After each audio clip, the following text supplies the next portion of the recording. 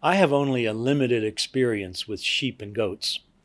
Our parish in Cincinnati has had a live nativity scene for years, and when I was pastor, I helped feed the sheep and the goats who lived in our courtyard for a month around Christmas. I learned that sheep and goats ate different kinds of food, and you had to be careful not to mix their feed. Curiously, today's Solemnity of Christ the King is all about sheep, shepherding, and goats as well.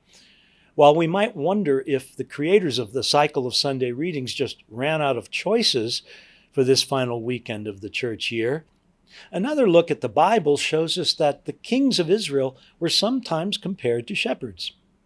The rulers were called on by the prophets to be pastoral, a word we still use today to describe the ideal role for leaders in the church. Bishops and the Pope are chief shepherds in their respective roles. We have pastors in parishes and service in a variety of roles that is called pastoral.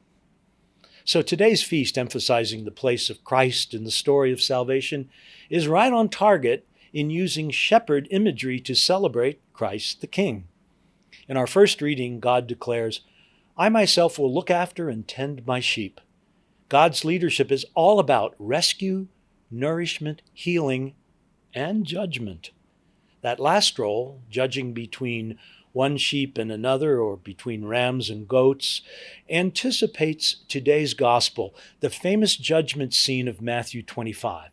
Jesus describes the separation of sheep and goats between those who've recognized him in the faces of brothers and sisters in need and those who have not. Here, in a marvelous development of the shepherding theme, Jesus himself identifies with the sheep.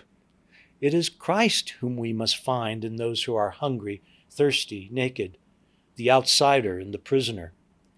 We don't have to look far in our neighborhoods, our city streets, or at our borders to find him in the least of our brothers and sisters. It is among such that we find our King and our Shepherd.